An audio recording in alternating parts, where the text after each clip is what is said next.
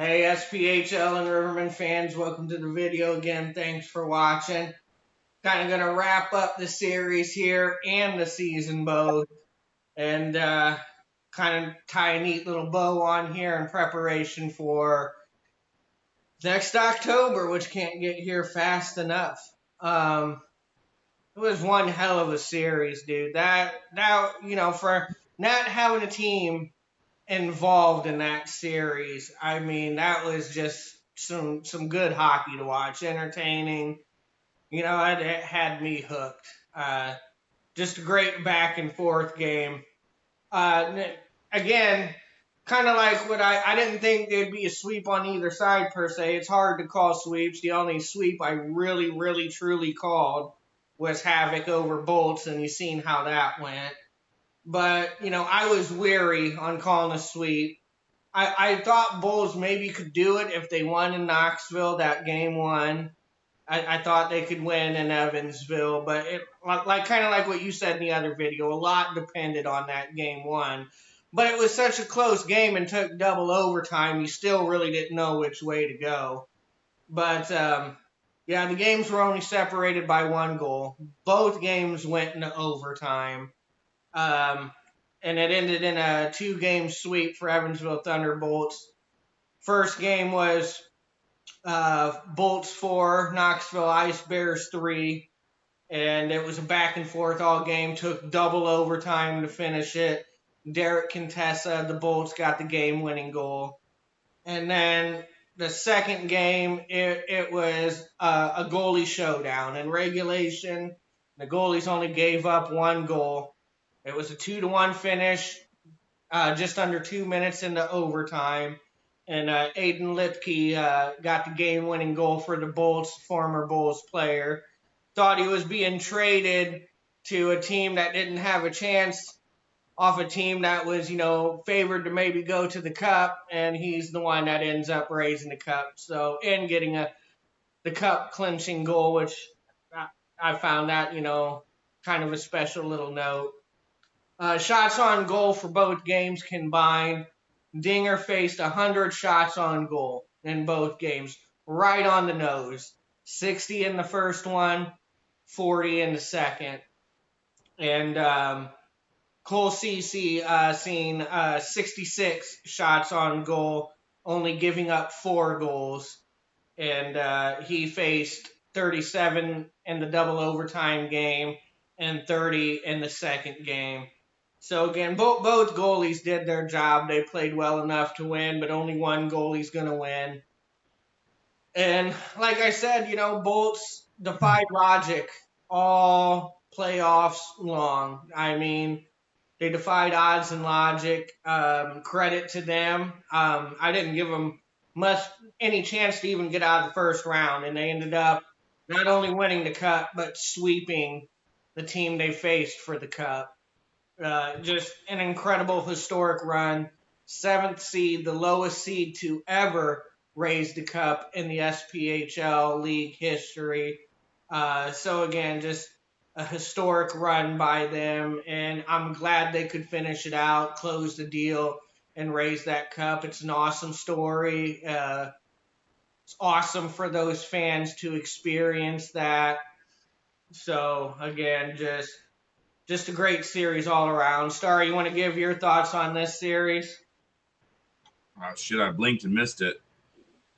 I know technically they kind of played 3 games worth with 9 periods, but um, SPHL and their fucking schedules, man, like back-to-back nights in the championship.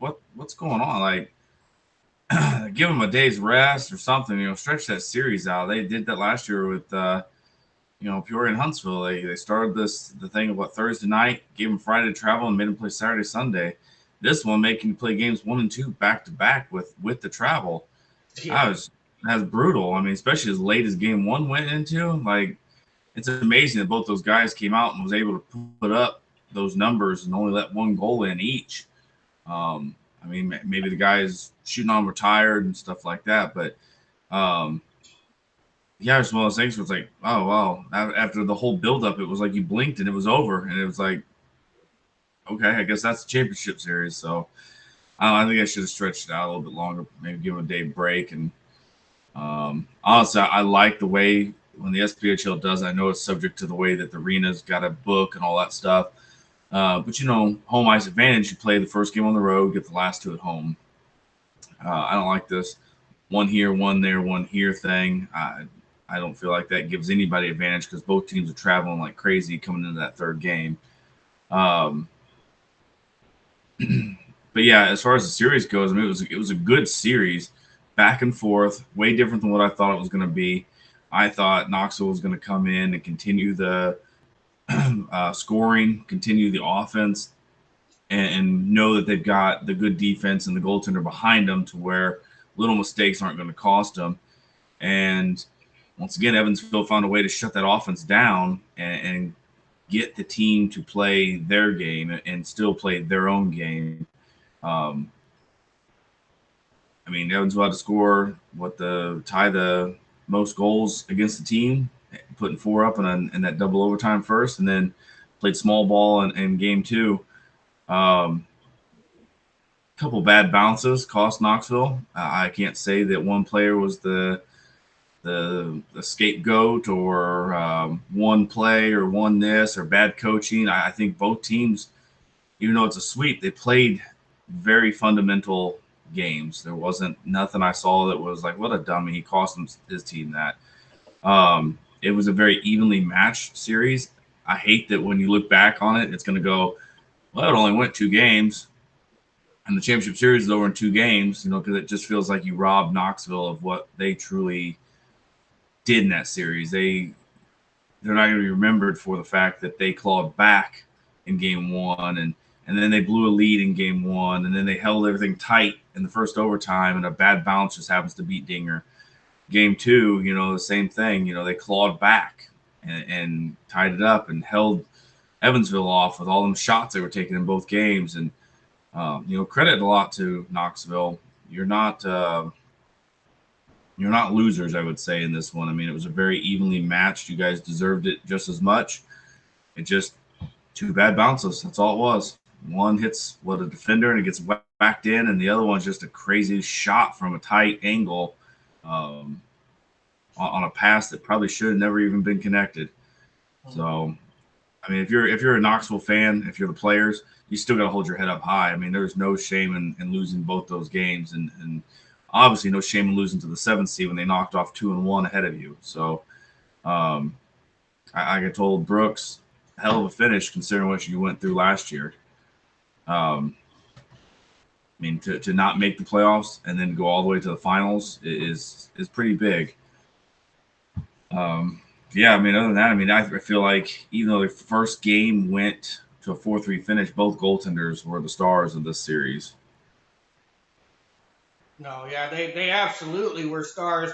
Like I told you in the other video, to me, the only MVPs of the playoffs was either going to be Dinger or CC, and most likely it was going to be CC. I think, win or lose, like what you said, it probably was going to be CC regardless for what he did in the playoffs.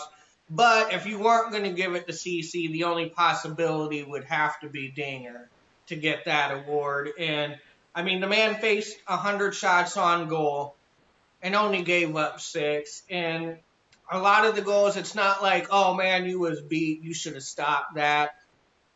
They were some bad bounces, some bad breaks that just went against them, and just like they did all series long, Evansville was able to capitalize and execute on those mistakes.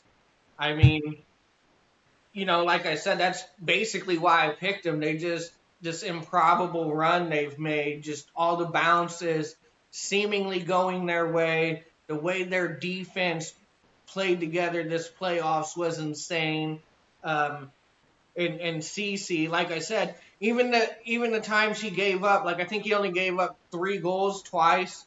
That was like what, to Havoc, and then to Ice Bears, and It then sure as shit wasn't Peoria. it definitely wasn't fucking Peoria.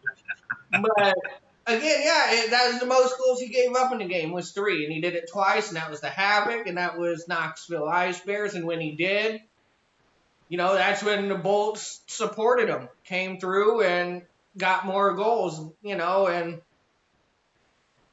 like I said, just that everything seemed to go their way. They had the momentum in their hand. After they lost that game one, it was the Thunderbolts show after that. And really still the Thunderbolts show in game one because it was a 1-1 game that they lost in overtime. So it's not like the Bolts sucked by any means in that game one. I mean, they were strong all the way through their whole game, offense, defense, goaltending. They played together. Again, this is their best run of the season, and it just happened to come in the playoffs.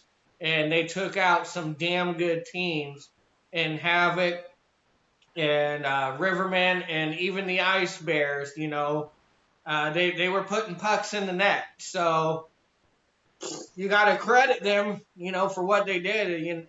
Cole Cece, like I said, getting MVP and well deserved, and yeah, it was a great show to watch. And like I said, if you want to be negative and be that guy, it's just like, yeah, this is why people advocate for 5-game series instead of 3-game series, because it's like what you said, blink and you miss it. It was 2 games, championship over, crown the Bolts, and it's, some people would like to see that 5-game series. But again, even if it was a 5-game series, you would have to win 3 in a row against the Bolts, and I just don't think that was going to happen. You're just delaying the inevitable.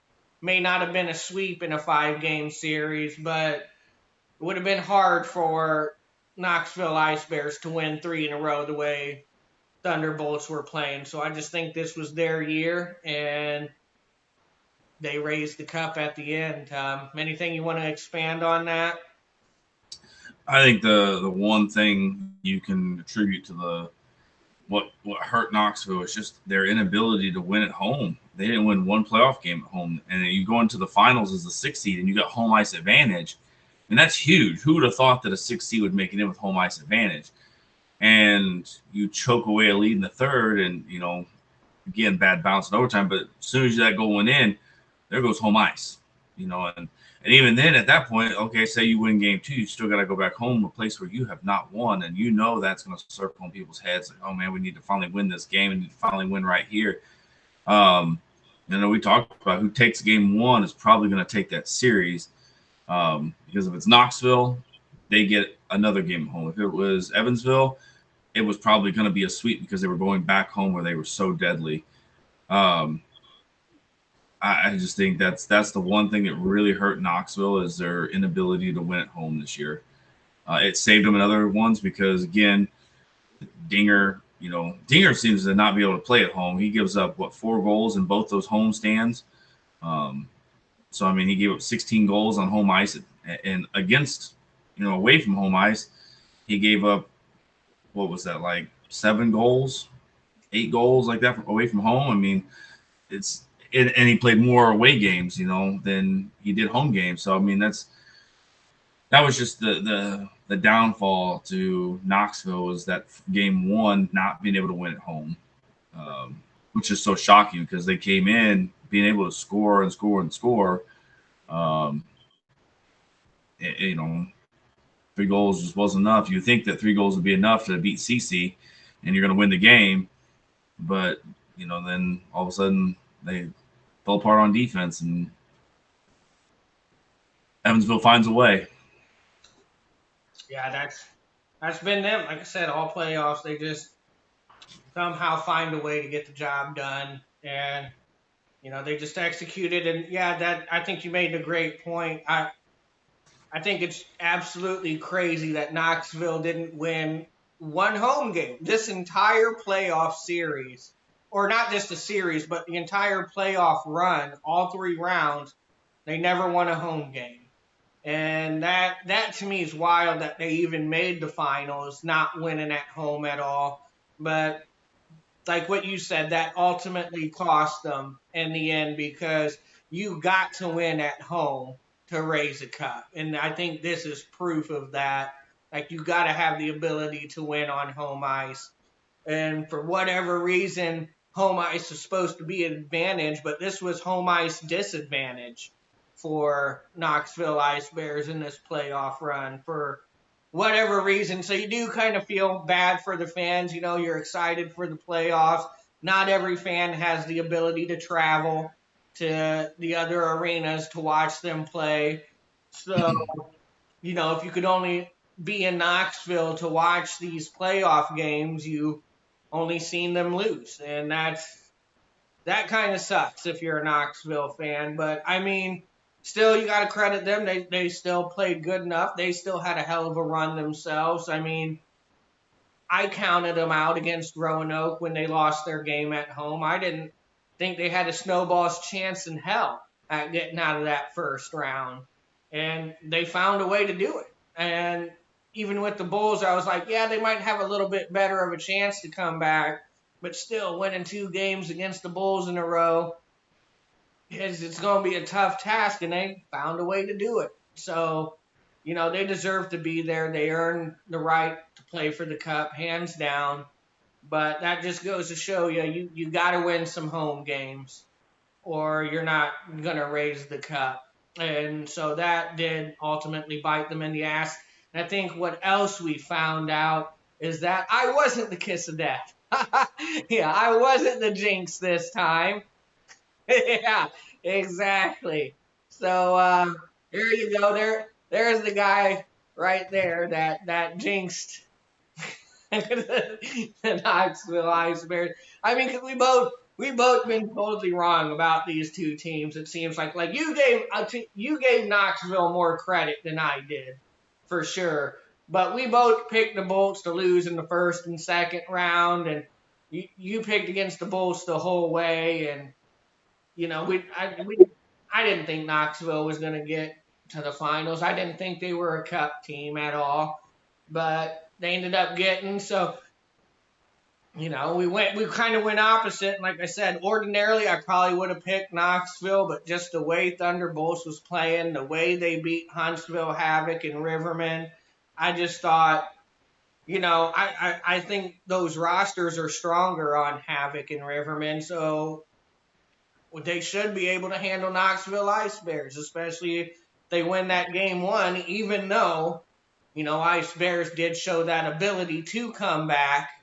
I just thought to do that 3 times in a row, especially in the finals, was more unlikely than Thunderbolts beating them. And I actually got it right for once in the playoffs, I guess. I guess a blind squirrel finds a nut here and there. So, you know, I just, like I've already posted, just a big congratulations to the Evansville Thunderbolts organization and the fans there. I mean, live it up, enjoy it to the max. I mean, brag away. You guys earned this, deserve this. You deserve the right to brag. But come October, when you're defending that title, I'm going to be right back to chirping, and you ain't getting 2 in a row. So, anything you want to add before we just wrap up the season? No, I mean, congrats to Evansville. Couldn't happen to a better class of fans. You guys never talk shit. Even as much as you guys hear it from Urban, I never see you guys on the page talking all kinds of crap. I'm glad to see the karma finally get cashed in. You guys deserve it. You got a lot of players that really deserve this championship that probably never in a million years thought they were going to get one playing for that team, especially coming to the playoffs every year, you know, 7th and 8th seed. So, you know, kudos to you guys. Enjoy it. Stay classy. Don't turn into the villain now. Don't become, you know, the new Southern East Peoria team. But I hope that you guys build off this momentum. I hope this gives the franchise and the owner and everybody else, the GM, that oomph to bring in that talent and surround the players they have there with more of it and be more competitive. I think when that happens, you guys won't have to play Peoria as much because, you know, the Notre Dame of the SPHL will take you off their schedule. But I think that would just be great. I think seeing a team like this at this level of play, not the SPHL, but Evansville's level of play, win a cup, really can change the way this league is all done. Um, it can bring more talent into them, which is going to make Quad Cities have to readjust, and they don't want to be the one falling way behind up there in that trifecta. Knoxville's got a little boost in their step. They're probably a year or two ahead of where they thought they would be. So they can build around all that. This now makes Roanoke have to pay attention to if they're going to start rebuilding a little bit, or maybe start rebuilding a little bit faster, and instead of waiting for the collapse to happen, because Knoxville looks like they're on the up and up. I think all this stuff is going to be good for the league. It's good press, and I think it's just good to see a perennial bottom feeder, as I see people talking about on the page, finally win a championship. I think it can only bring good to this, and I think it's something that is well needed. Breaks up the mundane of the always seeing Bulls, Havoc, Rivermen, Dogs, in there. And, we talked about earlier that Knoxville could win their 5th cup. We've seen that. Seen Pensacola do it before their big collapse happened after the COVID and all that stuff. When Macon won it, it was huge, and they just couldn't sustain it and ran into problems with funding and collapsed. But it's good to see the small markets win it. I think it should jumpstart them. They shouldn't just sit back on this and go, well, this is ours. We'll probably never see another one again. They should build on that. Focus on the team now. Don't just bring players in to, fill the ice and, sell some tickets. Now you've got to defend the cup and bring in the players you need to defend that cup and stuff like that. It's all better for hockey. If we're all 2-3 points separated in the standings between 1 to 7, 8, that's a good season. And I don't know. Kudos to you guys, but now there's a target on your back, like you said, and everybody in the league's chasing after you. The difference is you're not going to hear about it as much as you would with when Peoria wins or when Roanoke wins or when the Havoc win, because your fans don't bring that press onto you guys. And when you guys won, I don't think anybody said one bad thing, because you guys have never been there to chirp at us and all that stuff. When you guys won, there was no, you all suck and all that stuff. It was just straight, just sharing videos of happiness. So, that's the classiness that this league needs. And so I'm glad you guys won. Out of all the teams that were left after the first round, I'm glad it was Evansville that got it. Yeah, I mean, yeah, and I agree with everything you said. I think this wasn't just like good for the Thunderbolts; it was good for the league as a whole to see Thunderbolts being able to raise the cup. Which, like you said, I do think it's good for the league in multiple ways. It's good publicity, brings more eyes to the league, brings more eyes, hopefully, to Thunderbolts, and makes other teams take notice, knowing, hey, we can't take these guys lightly. It doesn't matter what they do in the season. Rather, they finished under 500 or the 7th seed or 8th seed. Evansville showed that that really doesn't matter. That if you take them lightly or you're not playing your best hockey, this is what could happen. And you need to treat all the teams like they're a number 1 seed. Like what you said, I think this puts even a little more pep in Storm's step, like what you said, to make them step up because they don't want to be left behind. Them and the Birmingham Bulls are, I think, now the only 2 organizations not to raise a cup. Bulls are getting hungry to get that cup. They want it, but I think they're going to lose some talent, unfortunately for them. So they're going to have to work even harder. And speaking, from experience as a fan, it's incredibly hard to win a cup, and it's even harder to defend it. So not too many teams go back to back, and it's extremely hard feat to accomplish, even if you are a perennial team or a high market, whatever. It's still hard to go back to back. It doesn't matter the talent level. So, yeah, there's definitely going to be a target on Thunderbolt's back now. Nobody's going to take them lightly. I'd like to see what happens with some of their roster as well. like with Cole Cece. I mean, we all know his talent. I think it was a big surprise to me that he literally stayed with Thunderbolts the entire year. He was healthy. He never took a call up, unlike last year, and he stuck with it and he got himself a championship. And that's what I always say, like, especially with goalies, like especially if you're a newer goalie, stick with it. Give it a full season. You never know what could happen. And now you got a President's Cup on your resume, which only boosts eyes on you and your resume, and it makes you look better to if you want to try to go overseas or make an ECHL camp. You got a little more pull to you, and so yeah, I'm interested in to see what CC can do. Obviously, I believe wholeheartedly he's got ECHL talent written all over him. And now he's got a cup with the Thunderbolts. So, yeah, does he end up coming back? What happens with Ty Taylor? Because, they basically said goodbye to him and signed Joseph Taylor or Taylor Joseph. Sorry, I mixed that name up. So, they kind of, it's an unknown factor with them. And like we've kind of said already, I do expect some turnover with the top teams, with the Havoc, with the Dogs, and yes, with the Rivermen. So I think there's going to be a lot of shuffling up in this offseason. I think it's going to make for a great season coming up, a closer season. These teams are getting more closer and closer as far as talent level goes in competition. It's closer than people want to give it credit. Um, I'm even interested in seeing what Pensy does after they had the worst seasons in their history.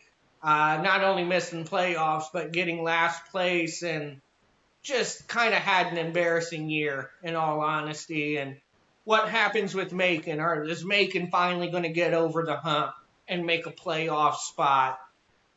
So I think there's a lot of interesting possibilities for the next season. Do you want to expand on that?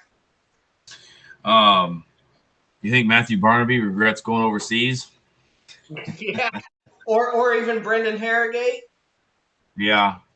Yeah, I can remember the other guy's name that did it. But yeah, but I mean, again, going off of that, sometimes that's what a team needs to get better is to lose the guy who's dragging everything down the locker room. I mean, Matthew Barnaby could be just a piss poor locker room guy. I don't know. I'm not even really speculating. But it seemed like the team got a lot better when he left. And that could be because when you look at the Bolts and you go down that roster, who do you watch out for? Who do you do? Who's the guy? And you saw it in the playoffs. It was always next man up. There was not one star outside of CC that you had to worry about, and that's what made you have to worry about Evansville. Is all those guys came together. They played as one. They just took their shots and collected the good rebounds and found a way to win.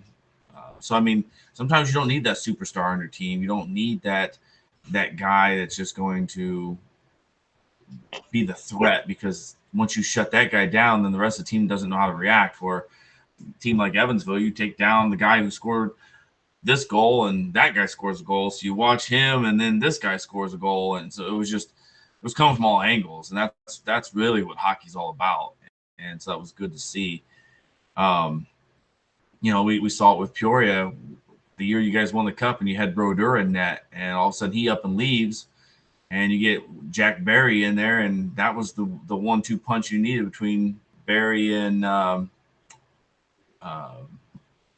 Eric. It was the complementary. It kind of boosted Eric's game, and he did really well, and Jack, did really well. And I think if you guys had stayed with Brodeur, he might have had another mental breakdown and lost you guys when you needed it the most.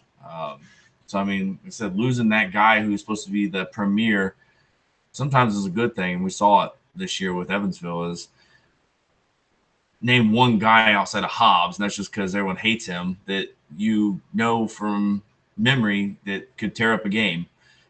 That's it. I mean, Cole Cece, he's the guy. But he can't score goals. Who's scoring goals? I don't know. And I think that's what made it so hard to game plan against these guys. And while last year when Peoria handled them pretty well, with probably about the same roster or same type of roster. It was a different team this year because it's like they all bought in and believed, and they came together. And I don't know who was leading the chants. It could have been Joseph's prayers and all that stuff. Getting the guys together, making you feel more like one. But something changed right there at the end of the season, right about the time they got Joseph, and they became a tougher team to beat. And I said it before the playoffs started when you were calling them an easy sweep for the Havoc, and I said that they played us tough 2 weeks before the season ended, and they just came off of playing Birmingham really tough, so they scare me. And they didn't let up, even though they lost all four of those games at the end of the season against those teams, and then the game in between that they beat the Rivermen. They played all five of those games really tough, and they continued that right in the playoffs. And even though their one loss against us, it was still a game that they came out of overtime ready to fire, and Robo shut the door there in that first 5 minutes of overtime. Otherwise, they could have swept us, you, and Knoxville, and then probably I think Pensacola is the only team to go through the whole playoffs, not lose a single game, and that could have very easily been Evansville this year. They just played all the way through, and the game three, yeah, they scored 4 goals. It wasn't really like they had to score 4 goals because they were well ahead of us before we got our third one that made it look closer than it was. But against you guys, they played you really tough with a shutout and a 1 goal, and then they played Knoxville really tough where they had to come back in game three, but then shut the door again in game one, and then shut the door in game two. So I mean, Evansville probably played the best all-around team hockey I've ever seen a championship team play. Um, I know Peoria had a really good team last year, and I'm not taking anything away from them. They played Pensacola pretty easy in the first round and played Evansville pretty easy in the second round, but you could see the Havoc gave them troubles in games 1 and 2.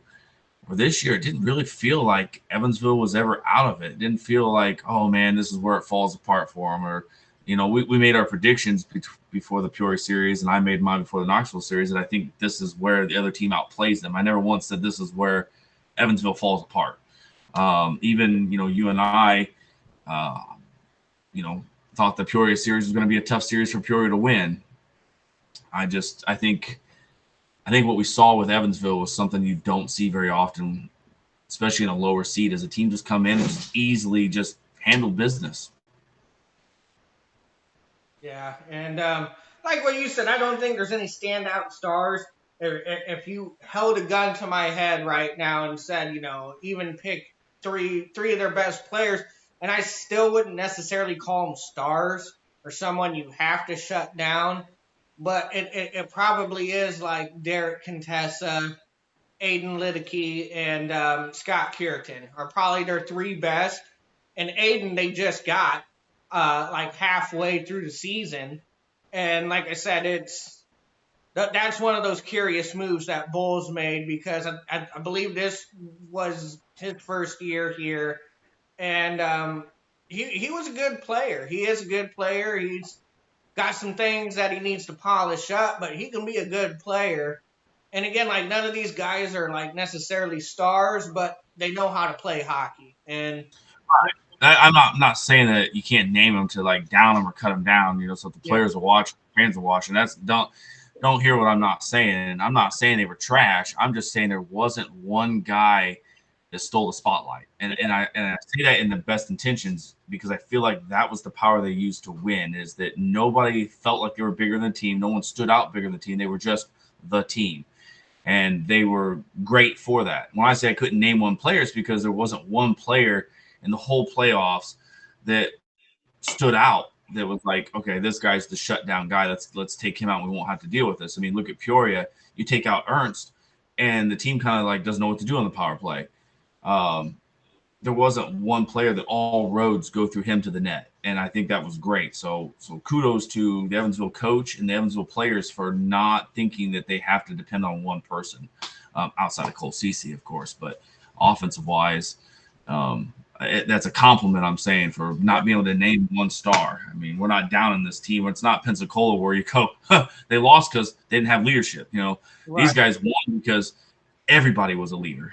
No, yeah, exactly. And I totally got what you're saying. Like when, not one player stands out. What stood out with Evansville was the team chemistry, the team as a whole, the way they played together. That's what stood out is they, like what you said, they didn't need that one star. Yeah, like I said, those three you could probably say are their top players. But still, that's not saying like, oh well, without these guys, they're shit, or you desperate. No, it's them as a whole. Like they were just put together well. They were clicking on all cylinders together. Just the chemistry and the belief in each other was top notch. Like you said, it's not just relying on one guy. Anybody could step up at any time and do the job for these guys. And that's what made this special and what made this run special. And, like I said, I've seen a lot in this whole playoff run. That's why I named those three. Well, Scott Carrington was always kind of a good player. But like what I really seen with Derek Contessa and Aiden Lidicky was, it's like these guys are starting to come into their own. They're starting to get confidence. And I always kind of liked Derek Contessa when he was with Macon too. I knew he had potential to be a good player. And so you see these guys starting to believe in themselves and come together and really work well together.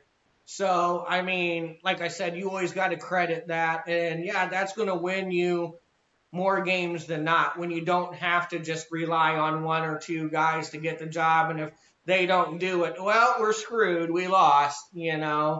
And when you got a guy like CC at net and he's locked in, I mean, they just had all the right ingredients at the right time playing well together. And it showed this whole playoff run. So, like I said, I would like to see what happens with their roster this offseason, who comes back, if they bring a majority back. Like I said, my eyes are on goalies. Basically, I'm kind of biased, obviously, towards goalies, but that's where my eye is, what goalies are going to come back, how are they going to perform, and if goalies do come back, it's going to be probably their last year as well. And, I just see a lot of turnovers happening. I see a lot of potential players that could go overseas or make ECHL, not just retire, but, because basically Ernst already says he's going to play hockey next year. He just doesn't know where it's going to be. And he said if he plays hockey in the SPHL, it's going to be with the Rivermen and nobody else. So he's already said he's playing hockey. It's just probably not going to be with the Rivermen to start. And obviously after the season and career he's had at the SPHL, all the times he's turned down call-ups, it probably is his time to make that move in his career to try and play at a higher level. So, that's, kind of like what I got my eye on. It's not just about people retiring. It's, who's going to play that next level up type of thing. And it could be a lot of new faces on a lot of these top teams, but like Rivermen, I think Havoc is great at recruiting talent, just like the Rivermen are. And, Dogs have been a lot better recruiting talent than they have in the past. Knoxville can usually recruit good talent. So, I mean, yeah, we might see a lot of new faces, but these might be names, that really stand out that we just don't know about yet. What do you think about that?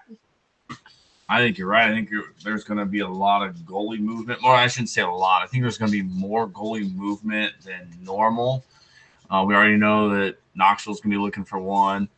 We already know that Lots is going to be gone, so they're not going to have that 1-2 punch down in Birmingham. I think that could be a really downfall because Stewart struggled this year, but Lots was right there to pick it up. And without that backup, it all falls on Stewart. And if he goes, so could that team. Pensacola, we don't know if they're going to bring back their guys. They may do a total overhaul. Macon's looking probably for another one. I could be wrong, but hell, they traded their guy at the end of the year and somehow wins first team rookie. I think he played on what 3 or 4 teams that last year and still wins rookie of the year. Yeah, yeah, That it's must kind not of have been any weird. other. They're like, let's go down the line. This guy. Yeah, this is the uh, first one they seen. Yeah, that'll work. Just throw him. yeah, yeah. Grab him. He's by the. He's in the cubicle. Let's go ahead and name him. Um, but you got guys like you said that have been in it for a while. I think Kenny will probably come back to Fayetteville. Um, I think Rowdy's coming back because he's only 2 games shy of the record. Um,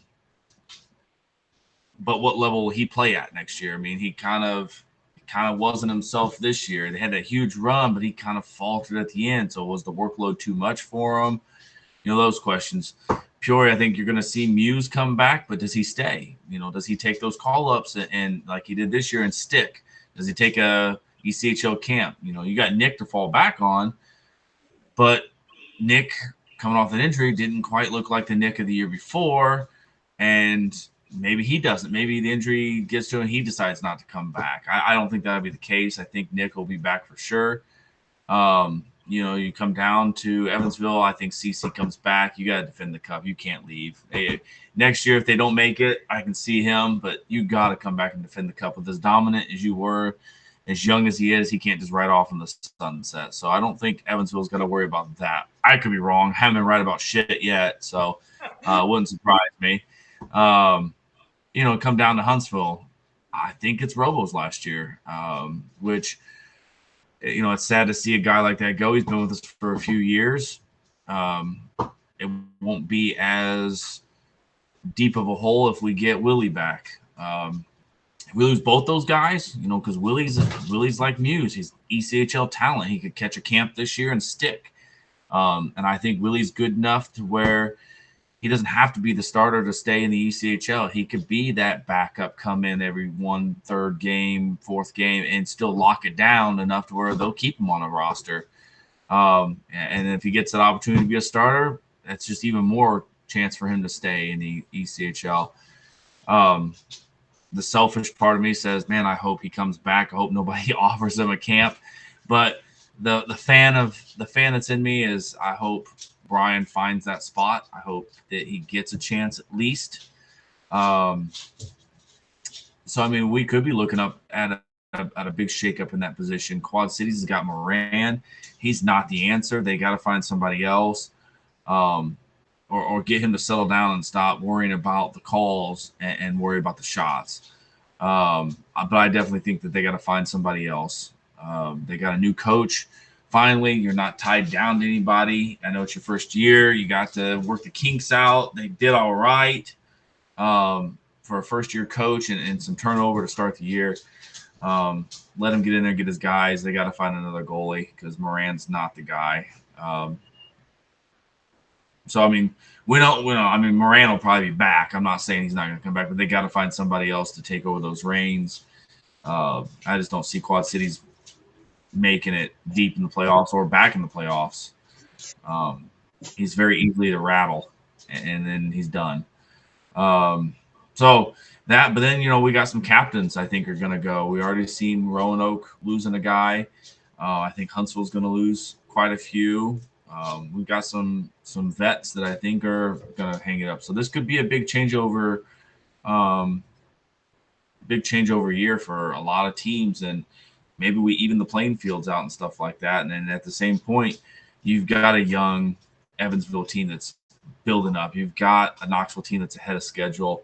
A Pensacola team now that can start fresh, and we'll roll into year 2 of Chucky Boy and the Macon experience.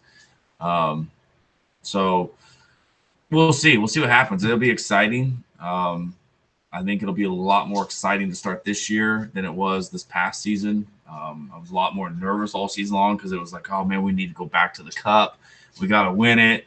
We got to do what Roanoke did, where you lose one, come back and win one. And I think now we can take that anxiety away and just play hockey and enjoy it back like we did before. And I'm sure Rivermen are the same way. You're not trying to defend the cup. You're not trying, oh, I hope we get two in a row. We need this two in a row to solidify who we are. And they can go back to, playing hockey and stuff like that and being more at ease. Sometimes not defending the cup makes you a longer dynasty than winning the cup, and then falling off the mountain. Right. Um, so I mean, we'll see. We'll see what happens.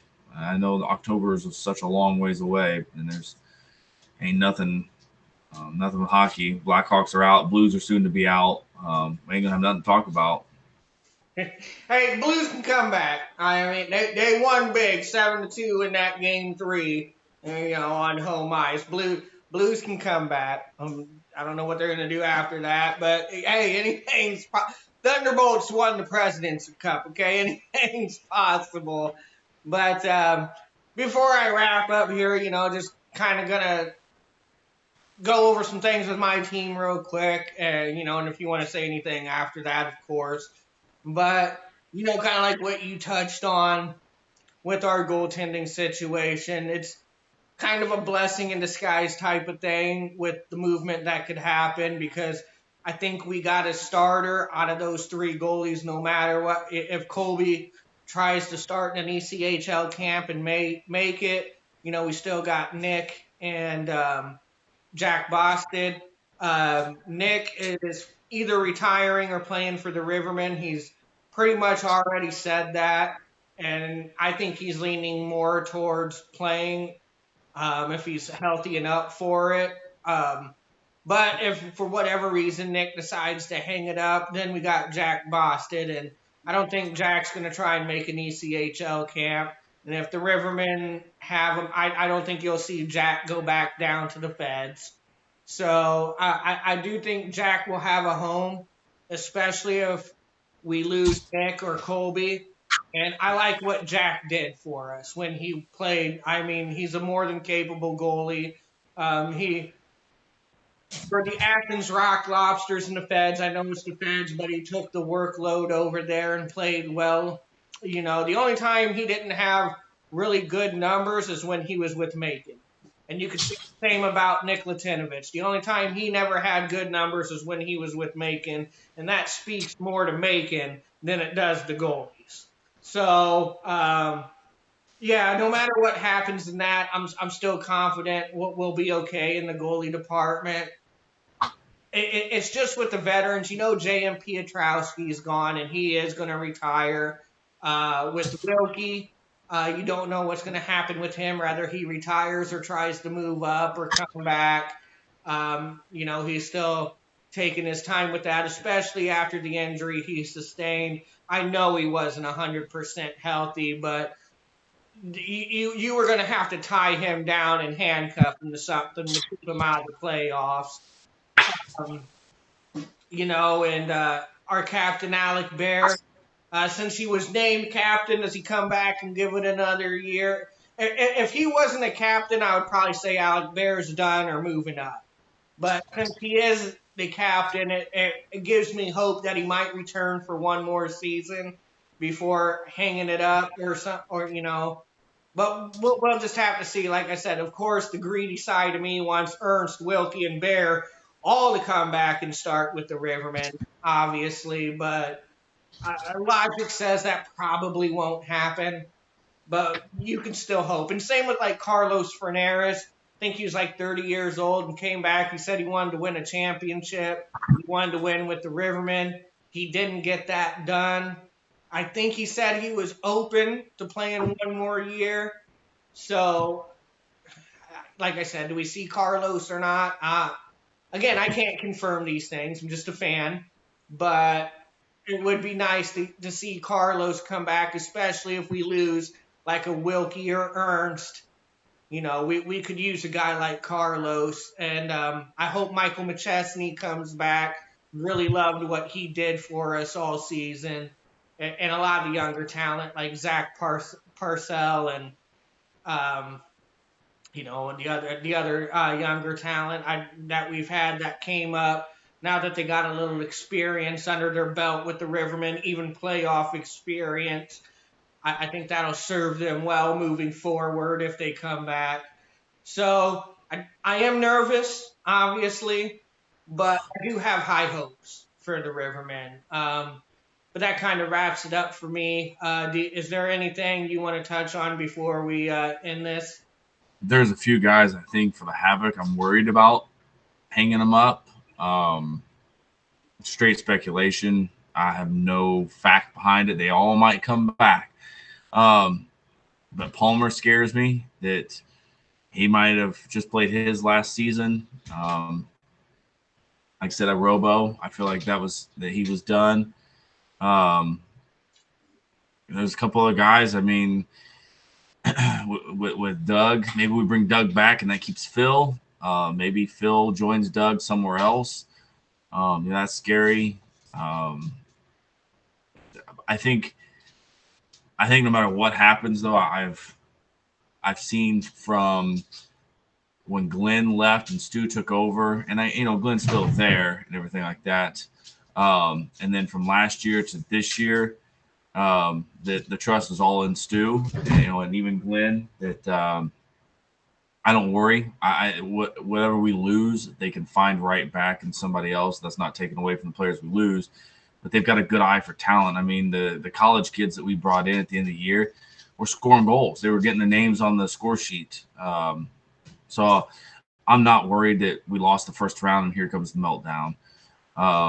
Worries me about goaltending.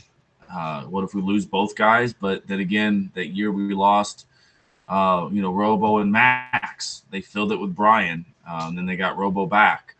So I mean, there's goalies out there. Maybe they both leave and we wind up with Jack. You never know. That's one of the things where if the Rivermen get both their guys back and they let Jack go, um, maybe he winds up in Huntsville. Those two franchises, I think, have got a great eye for talent that no matter who they lose, they can fill those spots really well. Roanoke, I'm not going to down Roanoke. He's got the same kind of learning that Guy gave him, I guess. But I think this is starting to get to where it's his first turnover. It's his first time for losing those players. And we're going to see how he can rebound and fill it out. Birmingham's another one. I think they're going to lose quite a few players. Some key players, maybe not stars, but they were key players for their teams. We'll see how they can fill those spots and all that stuff. They may come back and be better than they were 2 years ago. It's just a lot of what ifs up in the air right now. We'll see when the tags come out in a few weeks. That'll kind of tell you who's pretty much coming back. Granted, you're going to lose a few people, maybe jobs or something like that come along that they can't pass up on. But for the most part, those guys you got question marks on with retirement, usually they don't retire after being tagged. They have those closeout meetings and they say, yeah, I'm coming back. The ones that scare you, though, those ones that's like Fisher this year, it's like, man, is he coming back? Is he not coming back? Did they tag him? Why didn't they tag him? It's one of those things where you start questioning, did they not tag him because he's going to give him the home discount and he's coming back anyways, like Ernst and Bear. Maybe no matter what, I'm coming back to you guys. So we're not going to tag you, and we're going to tag two other guys that we want to keep for sure because we know we're keeping you. We don't want to waste those spots. That's where it's going to get like, oh, crap, are they retiring? You're going to have to wait for that news to come out until you see him get signed. But I definitely think that the two teams that kind of got to worry a little bit about who's just played their last season is the top two teams, Peoria and Huntsville. With I'll throw Birmingham in there just below that, but I think there's going to be a little bit of changeover on guys that you were like, what? I thought they'd come back. Or, man, I missed them. They were such a beloved character and stuff like that. So we'll see. We'll see how it goes. We'll find out in a few months who's definitely coming back. And then a few months after that, we'll find out the full rosters. Yep. All right, then. Yep, I'll go ahead and wrap it up. What a hell of a year it's been. I loved every second of it. Bittersweet to see it come to an end. I'm already missing hockey. I'm already missing making these videos. honestly, because I probably won't make another one until the protected list comes out. Then I might make one about that just because I have to, and it's me. So But who are you anymore? So, what's that? but who are you anymore? I know. It's like, well, what do I do now? There's hockey, I mean, no, I mean you're not Wade Lovin Oh anymore. So yeah, like, I don't even know how to say that. I forgot to address that, and I told people I will. By the way, that's not spam. That is me. The Edouard, or I don't even know how you would say it. It's my name spelled backwards, but I basically took over. Chris knows how to say Yeah, I basically took over an old account that wasn't mine and reshifted it. Um, because I couldn't create a new one. It just kept tagging me and wouldn't let me create one and deactivating any new one I created. So this was literally the only thing I can do to come back to Facebook. So you got to do what you got to do. And fortunately enough, there was an old account that I could take over and kind of start from scratch on that. And hopefully we don't lose this one. I don't know, like I said, what happened with the other one. If somebody decided to be an asshole and just deactivate my shit because they think I'm an asshole, I don't know. I can't tell you what happened. But I damn sure didn't leave. And by the way, I found that hilarious that people were like, "Oh, he's a coward. He left because he couldn't take the heat." Like, I haven't been taking heat for the past 3 or 4 years. Like, seriously. Yeah, you guys ain't gonna make me deactivate my personal account. Like, that's not gonna happen. But anyways, yeah. So that is me. But anyways, yeah, we'll go ahead and wrap it up. Thank you for joining me. Thank you for being in every video you've ever been in, even though I know next year you're going to be hesitant to do it. it. But hey, think of it this way. When you're with me, you can jinx the Riverman. Okay? So, I won't be picking the Havoc next year. That's for damn sure. yeah, don't pick the Havoc and pick Riverman to win. There's That's your right. solution right there. So, yes, thank you for joining me, and can't wait to do this all over again and have you and hopefully other guests on. So, with that, I'll go ahead and wrap it up. I'll see you guys at the next puck drop in October. And until then, I'll be keeping it Riverman style.